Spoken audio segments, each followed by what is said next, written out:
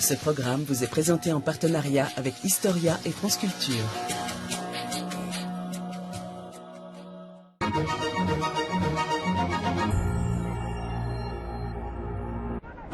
Il faut tout dire, pas seulement ce qui fait plaisir, parce que c'est peut-être la dernière fois que je peux parler. Il y a 20 ans, il y a certaines choses que je n'aurais pas pu dire. J'avais 10 ans quand il y a eu les premiers événements dans toute l'Algérie. J'étais jeune, pas tout à fait un homme encore. J'ai pris le maquis à l'âge de 17 ans. On a tout sacrifié, notre jeunesse, notre vie pour l'indépendance. Notre peuple décidera lui-même de son destin. Nous voulons que l'Algérie demeure française. Nous demandons à toute la population de garder son calme. C'est des choses qui marquent à vie. Dans les yeux des personnes qui m'écoutent, j'ai la sensation qu'ils ne me croient pas. Donc j'essaye pas de convaincre, j'essaye juste de dire. Les gens ne savent pas ça. Les gens ne savent pas ça.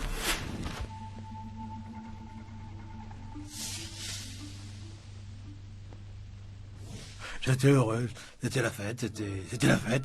Il faut imaginer cette fête, ce que c'était. Mais toute la population était là, sous le soleil, en chemisette, tranquille, les couleurs, les drapeaux tricolores, ça ajoute au folklore. C'était exceptionnel, un don de Dieu.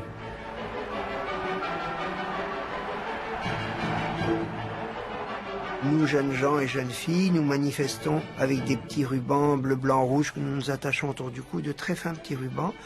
Et avec des petits sifflets, nous sifflons titi tata, Algérie française.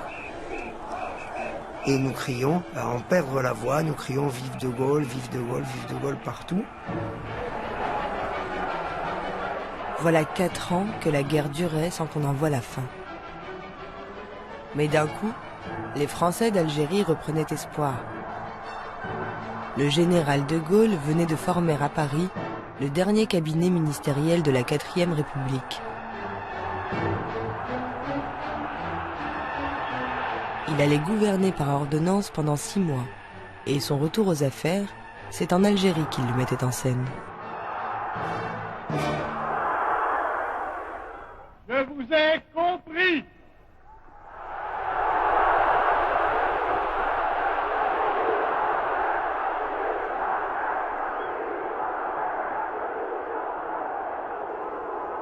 On n'imagine pas aujourd'hui ce qui s'est passé autour de la personne de cet homme à ce moment-là. Il nous aurait demandé de mourir pour lui. Je pense qu'il y en a qui auraient été capables de le faire. La France considère que dans toute l'Algérie, il n'y a qu'une seule catégorie d'habitants.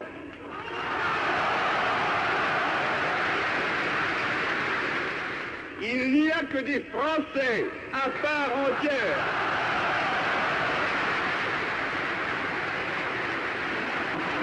Vive la République! Vive la France!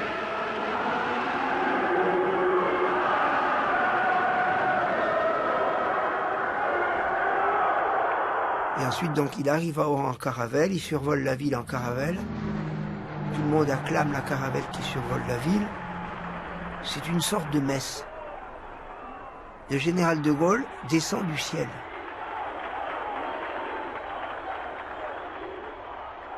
J'ai marché à fond, j'avais 18 ans. Qu'est-ce que ça représentait pour moi? Ça représentait la justice par rapport aux Algériens. On serait tous frères, et le mot fraternisation est un mot clé de cette période avec lequel les foules ont marché.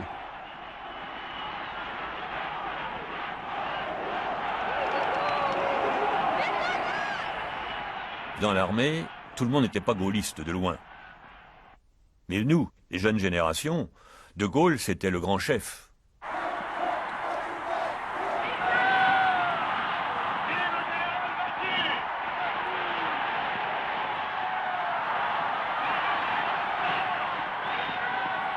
Et donc, voir arriver un chef, qui plus est général, et qui parle de l'Algérie française, c'est parfait, c'est merveilleux.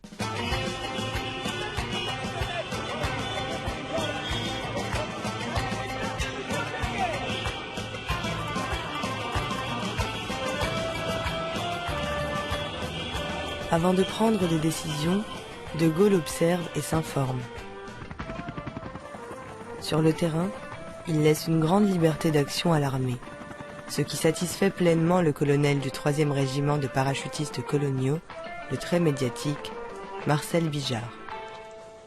Maintenant, nous sommes commandés, nous faisons confiance à un patron qui est à la tête du pays, et nous sommes persuadés, nous savons qu'il sera et qu'il est dans le vrai. Nous défendons la liberté, au même titre que, à mon avis, nous défendons la liberté de l'Occident. Nous sommes ici des ambassadeurs, des croisés. Nous ne faisons une guerre pas pour nous, pas une guerre colonialiste. Bijard n'a pas de chemise, mes officiers non plus. Nous nous battons ici pour eux. Comme Bijard à la tête de son régiment, l'armée bascule de plus en plus dans la politique. Et le général Salan concentre maintenant dans sa seule personne les pouvoirs militaires et civils. L'armée prenait tous les pouvoirs, quoi. Administratif, militaire, évidemment, et puis tout ce que ça peut comporter quand même. Les préfets étaient remplacés par des généraux. C'était l'armée qui avait pris la direction du pays. Pierre Thomas est alors un jeune policier affecté aux renseignements généraux. Il arrive dans la région d'Oran, au sein du centre de renseignement avancé, chargé de coordonner la répression. L'objectif du deuxième bureau, et du CRA en particulier, c'était de constituer et de tenir à jour l'organigramme de la rébellion. Alors nous avions les renseignements qui arrivaient sur le terrorisme et en même temps sur le maquis, là où se trouvaient les rebelles, les combattants.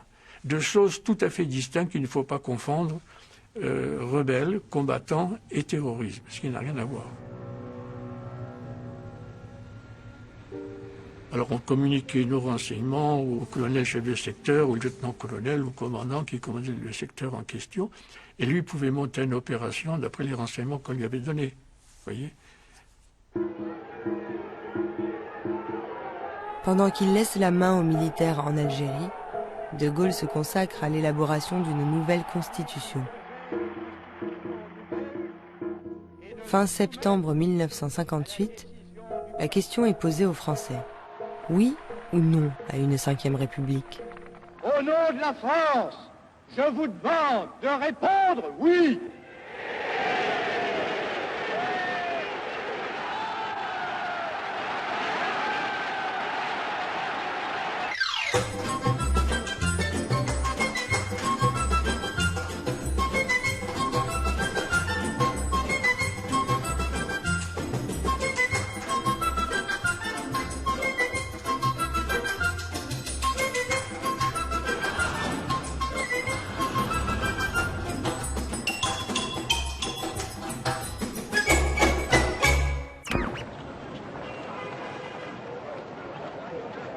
Mais en pleine campagne référendaire, le FLN crée l'événement. Il forme un gouvernement provisoire de la République algérienne, le GPRA. À sa tête, Ferhat Abbas. L'annonce a lieu conjointement à Tunis, au Caire et à Rabat.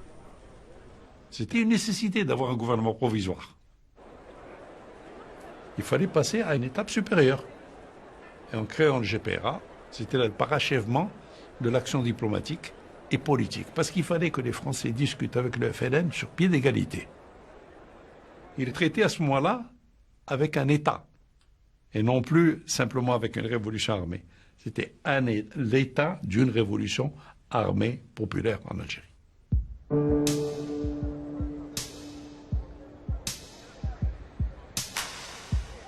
Le GPRA n'appelle pas à voter non au référendum du général de Gaulle, mais à le boycotter. Une façon de signifier le rejet des institutions coloniales.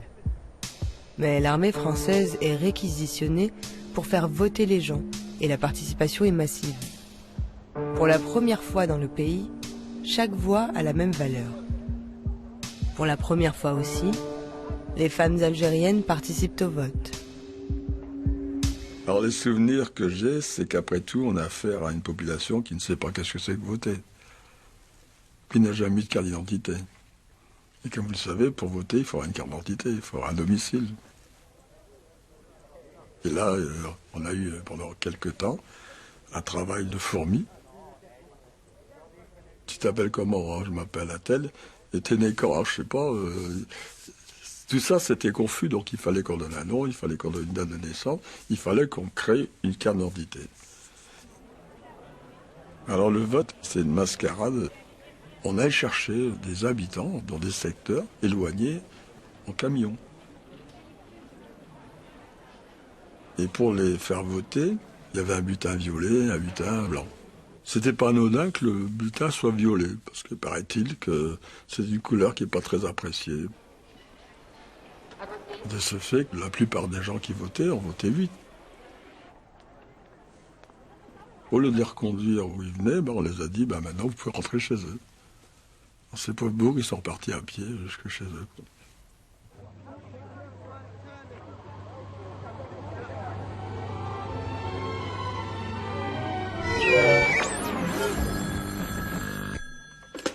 Allô?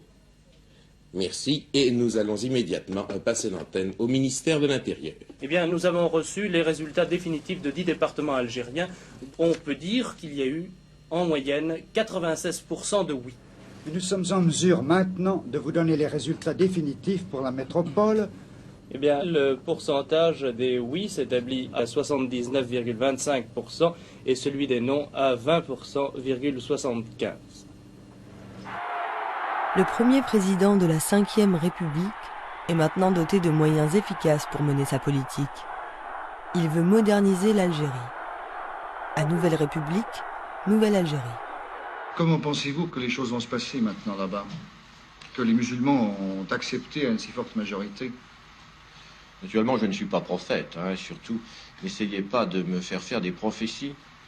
Mais il va falloir maintenant poursuivre la pression contre le terrorisme, bien entendu, et surtout mettre en œuvre les réformes qui donneront à cette population, et notamment la population musulmane, les satisfactions qu'elle attend au sein de la France, et de manière que, comme l'a dit le général de Gaulle tout récemment, ces musulmans se sentent chaque jour de nouvelles raisons d'être français et de le devenir de plus en plus.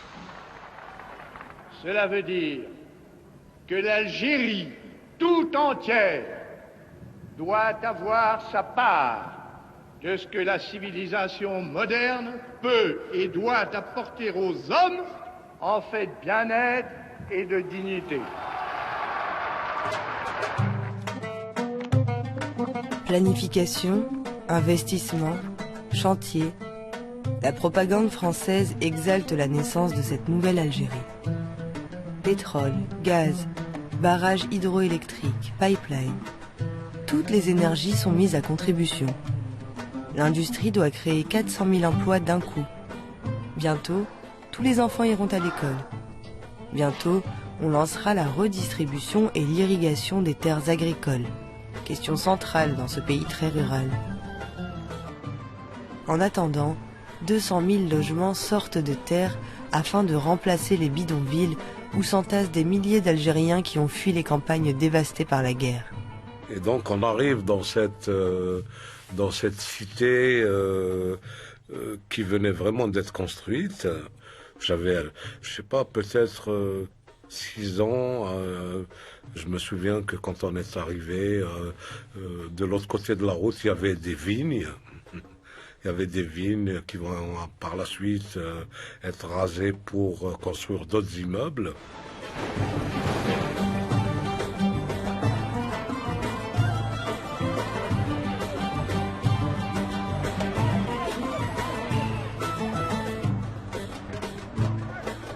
C'était une cité indigène, entre guillemets, mais l'état de guerre faisait que c'était presque un ghetto.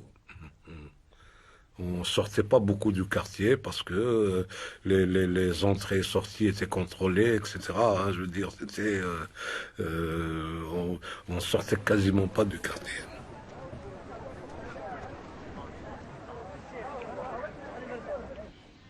Je crois avoir vu la ville, le centre-ville, 3 ou 4 ans après. On avait l'impression que le pays avait dormi pendant un certain temps, pendant quelques années, et que tout d'un coup on s'est réveillé. Alors là, on y allait, on construisait. C'est pour ça que les Pieds Noirs aussi ont cru que, ma foi, l'Algérie, oui, on y resterait.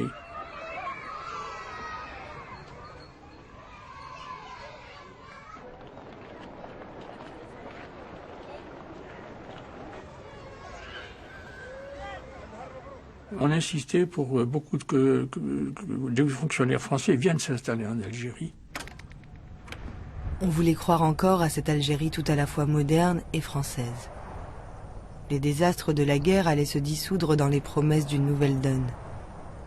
Les autorités civiles reprenaient le pouvoir.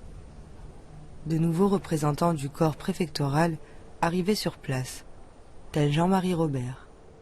Mon père, il a réussi l'ENA, donc il est rentré dans la diplomatie comme contrôleur civil, mais comme il le disait, les diplomates sont des hableurs, moi je préfère l'action, donc il a demandé de rentrer dans la préfectorale, et comme il était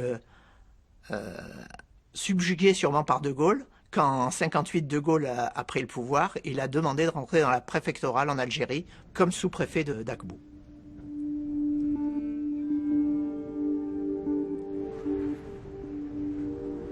Le survol en hélicoptère ou le parcours en auto dans cet arrondissement est d'autant plus tragique que la nature est magnifique.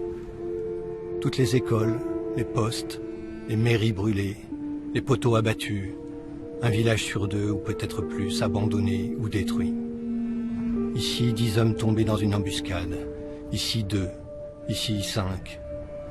Ici avaient été alignés 30 cadavres égorgés. En fin de compte, il y a 10 Kabyles tués pour un militaire français. Il est temps pour l'autorité civile de reprendre le pouvoir et de faire cesser les pratiques grégaires, barbares, illégales et immorales que la sale guerre a engrangées, justifiées, normalisées. À Paris, on a espéré le retour au calme. De Gaulle a même tendu la main aux combattants de l'ALN pour une paix des braves. En vain. Le FLN accentue au contraire la pression. Il a même ouvert un second front en métropole. Le groupe a été partagé en 2 fractions. Des éléments pour des actions contre les personnalités et les autres contre l'économie.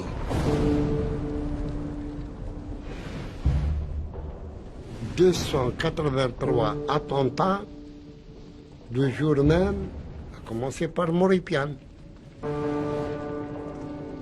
Les commissariats, les commissaires véreux, les traîtres, les extractions pétrolières. 283 attentats faits en France, de Brest à Marseille. Maintenant, quand M. Farhat Abbas prétend que, en assassinant quelques malheureux agents de police, hélas, ou même en mettant le feu à des réservoirs d'essence, le FLN atteindra le potentiel militaire et économique de la France, il est bien le premier à savoir que c'est faux. C'est en réalité une campagne de guerre psychologique destinée à dresser les uns contre les autres les Français de souche européenne et les Français d'origine musulmane.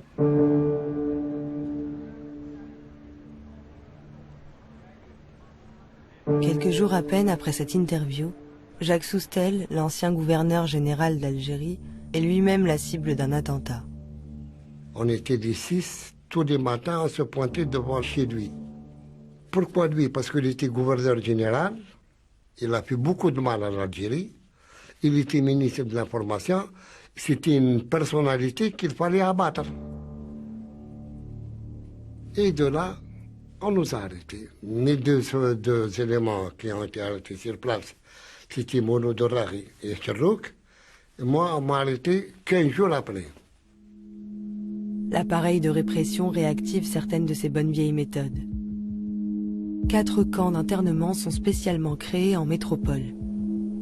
On y enferme les suspects algériens pour des durées indéterminées. Mohamed Rafil se retrouve dans celui du Larzac. Le FLN a créé des structures comme ça. Ils existent dans les prisons et dans les camps. Il y a la commission de justice, la commission de discipline et la commission d'hygiène. Il y a le CSD, comité de soutien aux détenus. On lui prend un avocat, déjà un avocat. S'il a de la famille, c'est le FLN qui la prend en charge. Voilà, justement. Et en même temps, on envoie des mandats directement aux détenus. 5 000 francs à l'époque. 5 000 francs, chaque détenu reçoit tous les mois 5 000 francs. Pour aider la Fédération de France du FLN, des militants politiques et syndicaux français s'engagent au quotidien. On m'a dit, écoute Henri, on a besoin de toi, on va te donner de l'argent et on va te donner la liste de tous les emprisonnés de France et tu vas leur envoyer des mandats.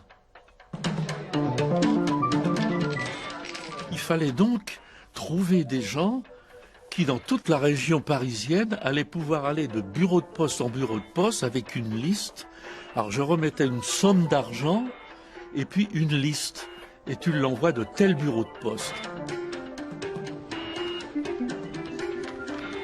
Donc on passait des week-ends à écumer toutes les postes de la région parisienne pour mettre des chèques pour envoyer à ces militants. Il y a des milliers d'emprisonnés. Vous trouvez beaucoup de personnes qui fassent ce travail d'aide élémentaire. À Paris, la police renforce ses équipes. Le nouveau préfet de police développe des méthodes qu'il a déjà bien expérimentées en Algérie. L'action répressive est quelquefois inévitable, mais ce n'est toujours qu'un pis-aller. Et j'ai mis ma confiance dans une action préventive qui est menée depuis 6 ou 7 mois par une équipe d'officiers des affaires algériennes contre les entreprises du FLN. Quand je suis arrivé ici dans les Harkis de Paris, ils étaient un peu partout dans les arrondissements. Ils ont créé cette unité parce qu'ils ne pouvaient pas appeler l'armée dans la capitale. C'était pas une guerre, soi-disant, c'était le maintien de l'ordre. Et ils nous envoyaient un peu en patrouille, un peu partout. Il y avait le chef de section et tout ça qui contrôlait. Les autres, ils étaient derrière, avec les armes, c'est jamais qu'il y a quelque chose. Et on a été attaqué plusieurs fois. On a perdu 42 personnes qui sont au carré militaire, au cimetière parisien d'Étienne. Ils ne nous aimaient pas, les gens.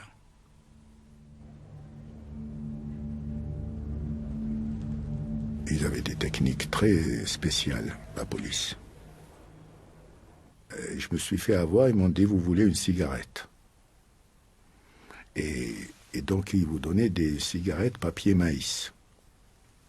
Et la cigarette, vous collez à la lèvre. Vous ne pouvez pas l'enlever parce que vous avez les mains enchaînées. Donc, à partir du moment où elle colle à la lèvre, elle continue à se consumer. Ils ne vous l'enlèvent pas. Donc, vous êtes brûlé graduellement, à petit feu. Il ne faut pas laisser de traces, c'est comme pour le sang. Il y a un policier qui est venu spécialement d'ici d'Algérie pour nous torturer parce qu'il savait les tortures comment pour faire parler les Algériens. Un tortionnaire numéro 1. L'électricité, de l'eau, la javel, la pendaison, les plus atroces tortures, on me les a faites. Alhamdoulilah, je touche du bois. Est-ce que vous connaissez X ou Y? Je ne connais pas. Et à vous, monsieur Demouchen, qu'est-ce qui vous est arrivé? Voilà qu'est-ce qui m'est arrivé. Je me suis dormir dans ma chambre. Quand je me suis dormir, il était 4h, 4h30. Il y en avait des harkis qui frappent dans la porte. Il y en avait un qui verse avec de l'eau et de l'eau de javel dedans. D'ici que je me sentais sans brûle dans l'estomac. D'après, quand ils ont fini, je ne sais pas combien de bouteilles qu'il m'a fait boire. Au moins une dizaine, une quinzaine de bouteilles. Il m'a mis dans un coin. Il m'a mis des disques pour que ça soit qui nous empêche de dormir. Des intellectuels, comme Jean-Paul Sartre, dénonçaient la guerre et la torture. Mais la censure s'exerçait sur toute publication qui mettait en cause les intérêts de la France. Pourtant, grâce à la détermination d'éditeurs non seulement français, mais aussi étrangers, les textes se multipliaient.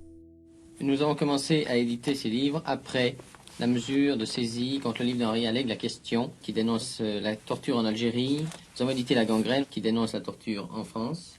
Ce nom a été employé à la suite d'un article de Jean-Paul Sartre, Une victoire, dans lequel il disait que la situation en Algérie et les moyens de guerre employés allaient gangréner toute la politique française et qu'un jour, la torture serait pratiquée également en France et c'en est la preuve.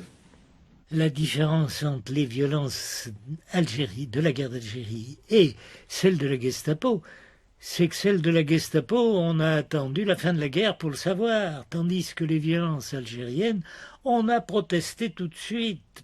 Il y a eu un mouvement d'opinion contre.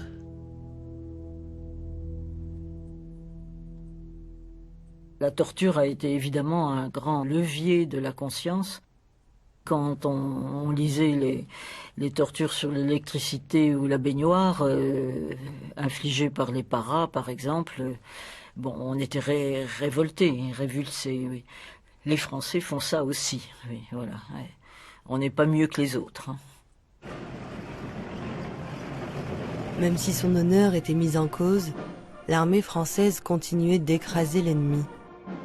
De Gaulle voulait une victoire rapide et définitive pour négocier en position de force. Mais à quel prix? Sur le terrain, le conflit devenait plus âpre, plus épuisant. C'est à partir de 1959 que le plan Châle s'est mis en route. Le plan Châle, c'est du nom du commandant en chef en Algérie, le général Châle, où il y a des missions plus précises, ce serait trop long d'y revenir, mais où nous avons traité des zones précises, les unes après les autres. Et ça, nous l'avons fait toute l'année 1959. Alors, traiter la zone, c'est effectivement faire en sorte de détruire les unités rebelles qui s'y trouvent encore, et nous, les unités dites de réserve générale, c'est-à-dire parachutistes, nous encerclons ces zones et nous progressons et nous nettoyons le terrain, si vous voulez, en quelque sorte.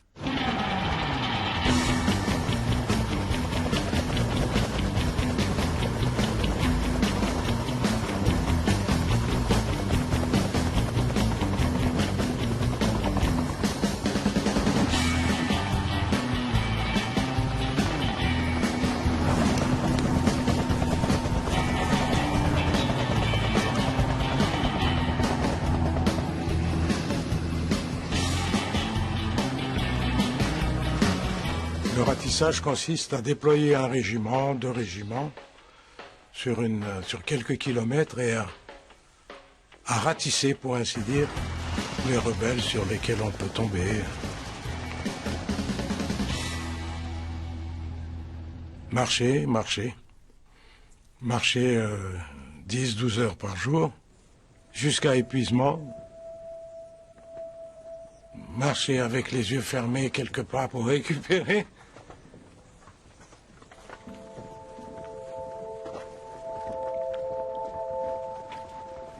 On restait 1 semaine, 15 jours sur le terrain et ravitaillé tous les 3 ou 4 jours par hélicoptère. C'est-à-dire une boule de pain et les 3 boîtes de conserve. Donc on avait faim. La section a été réduite à peu près une trentaine à 14. Dysenterie, fièvre, épuisement.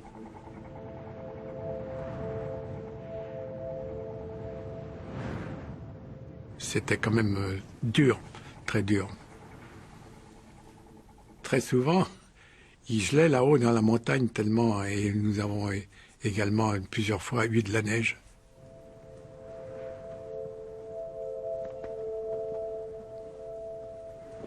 C'était ceux qui ratissaient qui étaient le plus exposés, car les rebelles vendaient très cher leur peau. Nous, on pouvait tirer parce que nous avions pas mal de munitions, mais eux, ils économisaient énormément les munitions. Donc à chaque fois qu'ils tiraient, ils étaient sûrs de l'efficacité de leur tir.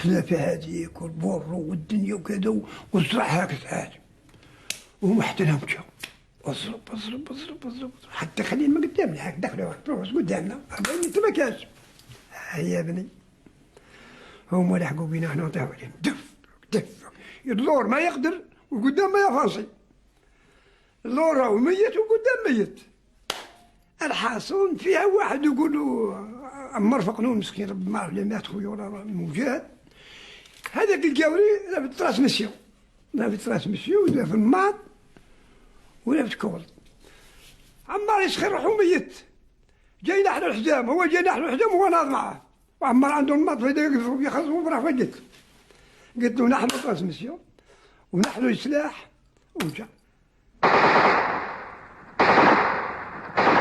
Donc ça a été la période la plus rude, la plus chaude. Nous avons accroché, je dirais, ce qu'on appelle accrocher, c'est-à-dire rencontrer le contact avec l'adversaire, je dirais presque toutes les semaines.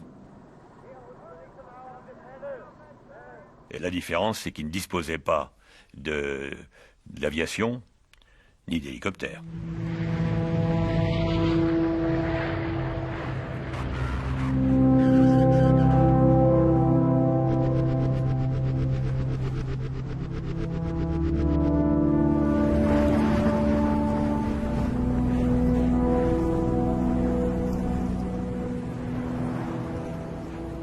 Choisissez toujours les endroits et à la forêt dense pour ne pas être visible.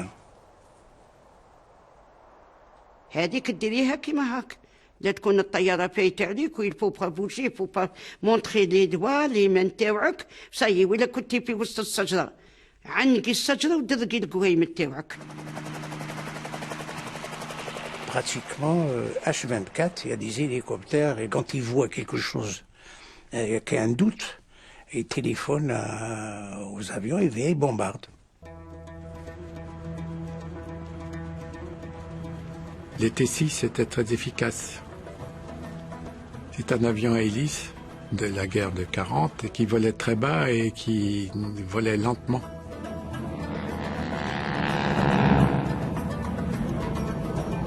Avec l'armement qu'on avait sur un T6, c'est-à-dire on avait 4 mitrailleuses de 7 mm 5, donc c'était du strafing.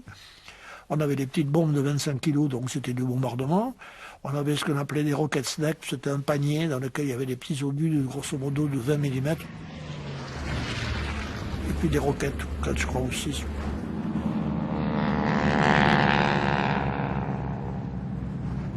تجي لي T6 جاو لي T6 وجات البي 26 معاه.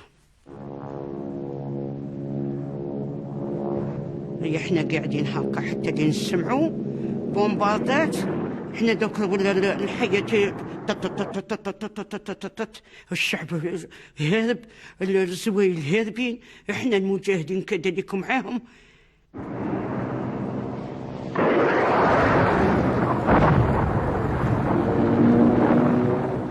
كي يديروا الكروشاج هذاك تمشي الدم يوصل لك الركايب قرا والدين الرجال تموت كي السبول.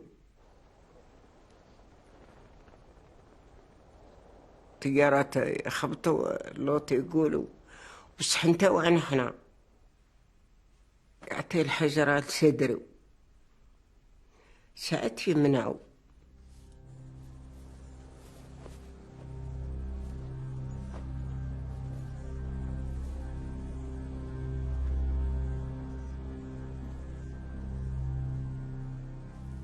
En général, il n'y avait pas de prisonniers, non.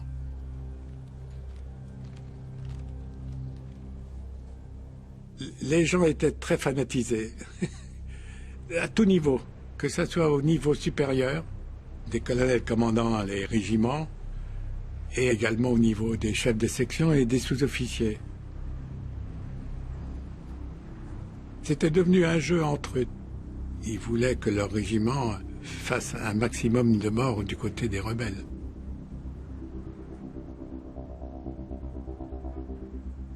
Il y avait un village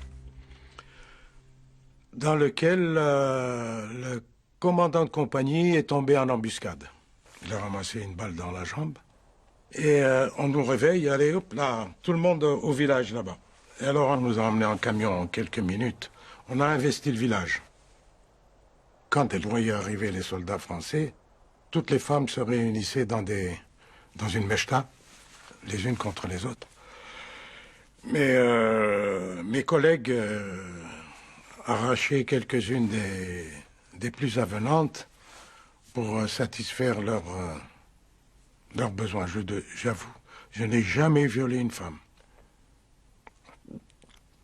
J'ai tué, mais je n'ai jamais violé une femme. Et ils ont commencé à violer. Et on a passé la nuit sur le tas, sur le village. Au lever du jour, le radio, qui était en haut du village, appelle le lieutenant. « Oh, lieutenant, qu'est-ce qu'on fait des mâles ?» Et le lieutenant dit faites-les descendre. Et le radio, qui était avec les collègues qui étaient là-haut, là, il dit vous pouvez les descendre. Et mécaniquement, on a abattu nos prisonniers.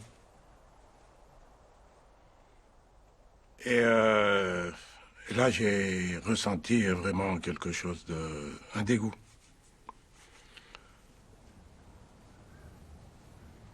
Ah, ben, il y en a qui se réjouissaient. J'ai vu un jeune qui avait à peine, même pas 19 ans, probablement, qui disait « Je veux tuer un mec, je veux tuer un mec ».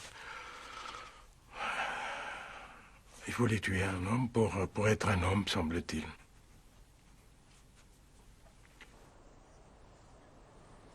La folie meurtrière, c'est la guerre.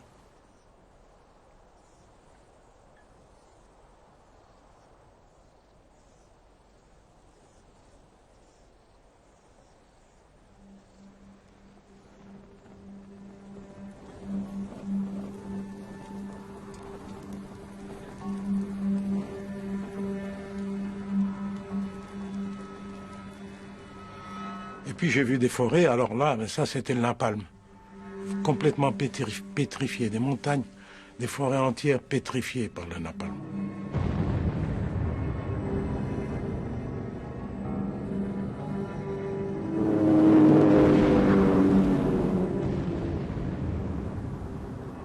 شوفي هذاك النابال شوفي شتي هذيك لي لاب تاع البركان اللي تجي فيه هاكا النار جايه تشعل مع اللي في الغابه وكاع. شوفي هذه الدجاجه هربه مع الفلاليس، هذا في غدوتكم الكلاب، هذا الزويل، هذو الخيل يجروا وينهقوا كي قال لك واحد. هذاك الشعب المرة اللي بدا خذينها اللي سمحت، هذوك الشوابين اللي متكوضين. كاينه وحده اللي حكمتها النابال تشوطت كيما بو مصور، كيما الشي اللي كي تجوي.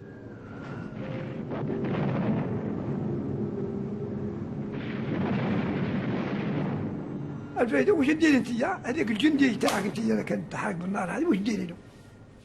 كنت تسيبها تلصق النار فيك، النار تلصق فيك، واش ديري له؟ يحق لك ترفدي التراب وترمي عليه، أو يكون عندك شيفون تغطيه توسلو هكا. لما تمشي لحد تمشي تلصق فيك النار، النار تلصق فيك تشعل فيك.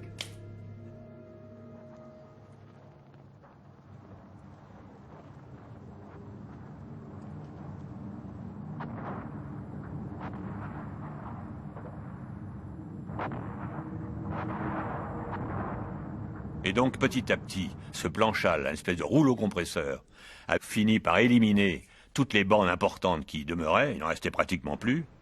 Et là, par cette méthode de coups successifs, on a réduit la rébellion de l'intérieur d'une façon drastique. Les combattants de la LN se retrouvaient aux abois. Leur popularité dans les villages n'était plus d'un grand secours. Ils étaient maintenant trop isolés. La situation risquait de faire douter les plus braves. On a crevé de faim. Et croyez-moi, à un moment donné, on était obligé pratiquement de ramasser des herbes, de faire cuire certaines herbes, pour échapper quand même à la famine et à la mort. Et ça a duré quand même assez longtemps. C'était très très très dur.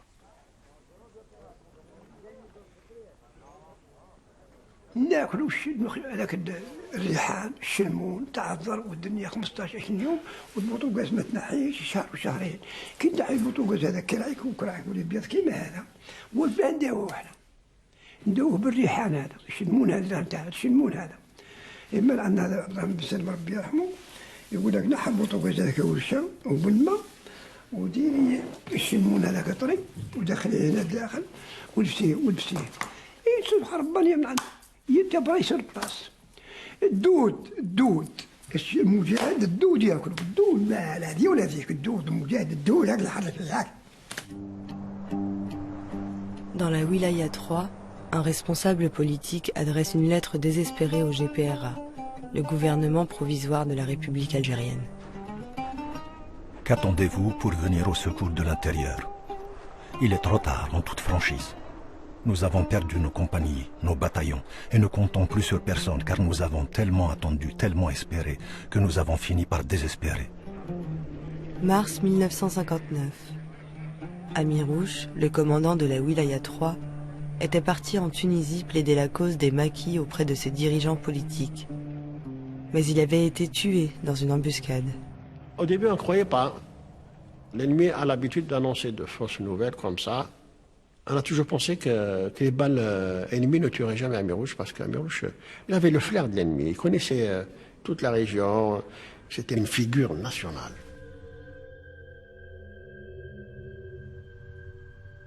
Oui, la mort d'Amirouche a été pour nous une catastrophe.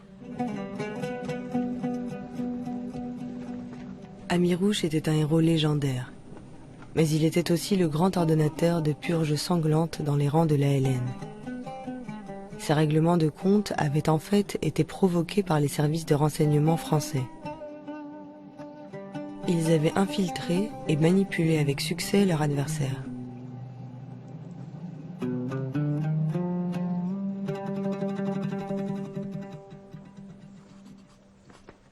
Le nombre de combattants indépendantistes en état de se battre sur le terrain est bientôt inférieur à celui des Algériens engagés aux côtés de la France. L'armée recrute plus que jamais, car elle veut algérianiser la guerre. Comme officier de renseignement, j'avais 56 harkis qui étaient à disposition. Et il y avait au moins 30 à 40% qui étaient des anciens félagas. Et en même temps qu'ils se ralliaient, ils donnaient souvent des renseignements précis sur telle sentinelle, telle organisation de félagas dans tel endroit. On avait confiance en eux et il n'y avait pas de différence. Ils étaient armés comme les gens de l'armée française, c'était le même armement.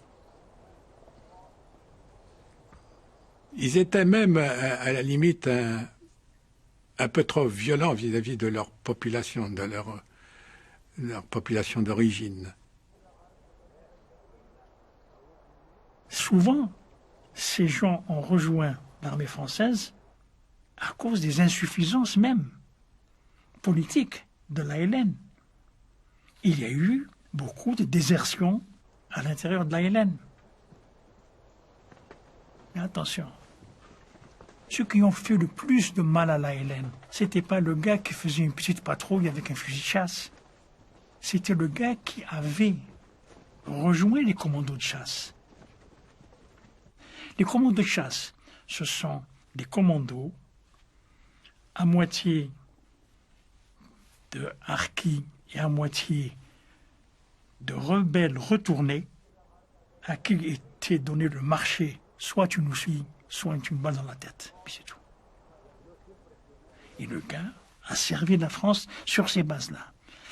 Quand on sert sur ces bases-là, vis-à-vis de ses anciens frères, il devient plus sauvage que les sauvages.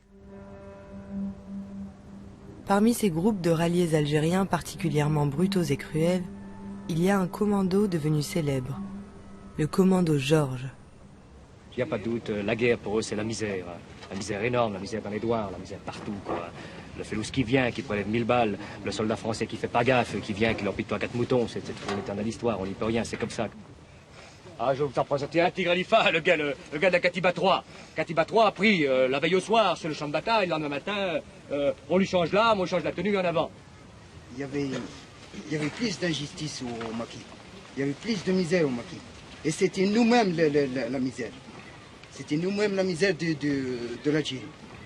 La stratégie militaire française de séparer les civils et les combattants indépendantistes avait porté ses fruits.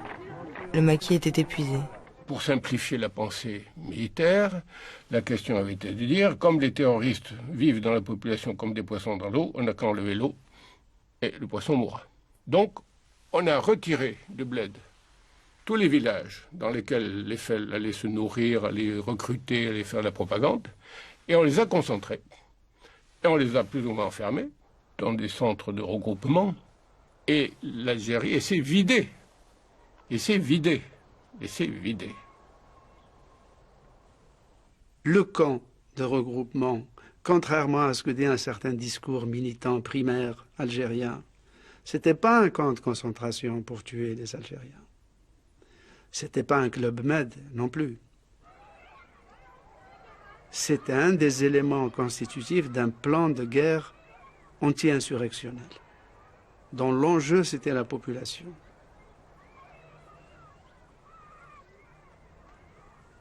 Le camp était un lieu de francisation accélérée. Il fallait nous franciser, nous soigner. Il y avait des officiers des affaires indigènes qui parlaient l'arabe et le kabyle. Il fallait donner un visage humain de la France. Et par certains aspects, ça a marché. Nous avions une expression, on disait un vrai Français, en français, un vrai Français. C'est une expression qui voulait dire un homme bon, c'est-à-dire qu'un Français ne pouvait être que bon. Et quand j'y repense, la division du travail dans le camp était que les Français étaient instits, infirmiers ou officiers des affaires indigènes, c'est-à-dire celui qui allait parler en arabe aux gens tous les matins, aider les gens à remplir un formulaire, à obtenir un papier. Et les méchants, les forces combattantes, c'était les légionnaires allemands, les tirailleurs sénégalais et les harkis. Donc dans mon enfance, la projection que j'avais devant moi, les Français, c'était les bons. En 1959, 1 million d'Algériens, majoritairement des femmes et des enfants, se trouvaient placés de force dans des camps de regroupement. Et ces camps ne cessaient de se remplir. On m'a envoyé, moi, pour créer le camp d'Anzida. Alors j'avais été voir le capitaine. Il m'avait dit, un gourbi, ça fait 5 mètres sur 3. Alors bon, j'ai pris des cordeaux pour aligner les gourbis. Il n'y a pas beaucoup de bois autour d'Anzida, mais il y avait des scieries à Colo, donc ils récupéraient les croûtes, et il y en a un, j'ai une photo, il y en a un qui a son gourbi fait de croûtes clouées tout le tour, quoi. Et celui-là, il avait ramené les tuiles de sa maison. Et il voulait absolument montrer, il a ouvert la porte, il avait un lit, un beau lit en bois, jeune marié, et la porte tapée sur le bout de son lit.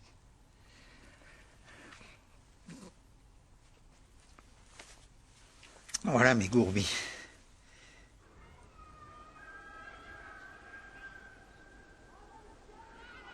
Moi, ce que j'ai eu du mal à accepter, c'était la détresse des enfants. C'est là que j'ai appris à faire des biberons. Je me souviens avoir donné le biberon à un petit garçon qui était rachitique comme tout, qui avait 18 mois, qui était squelettique. Ça m'a rappelé un peu la Seconde Guerre mondiale. C'était la pauvreté, c'était beaucoup de choses. La situation sanitaire est généralement déplorable.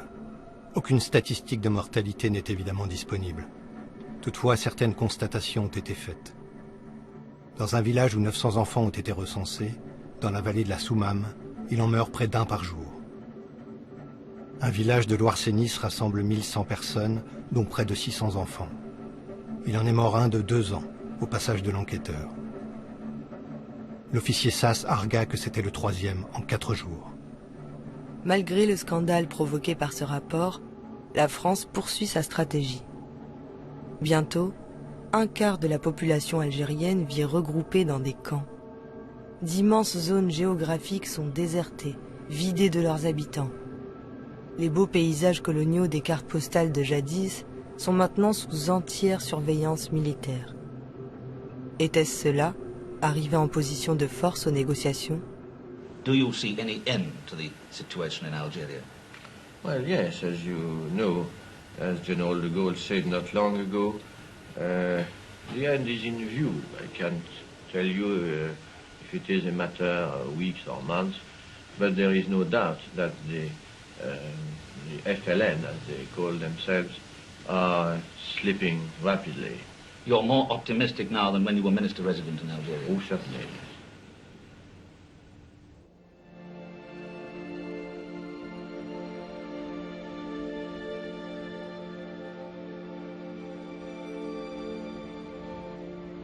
Fin août 1959, De Gaulle effectue ce qu'il appelle la tournée des popotes.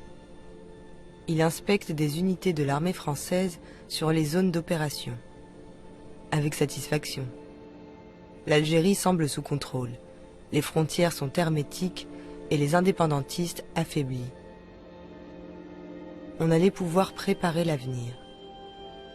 Mais quel avenir ? C'était quoi maintenant le projet de la France en Algérie ? D'un côté, il y avait une administration politico-militaire française qui était les SAS, qui voulait en fin de compte faire de la population algérienne des pro-français. Le problème, c'est que quand un commando débarquait dans un secteur, lui, il voulait des résultats militaires. Il ne faisait pas dans la dentelle, hein, c'est le moins qu'on puisse dire.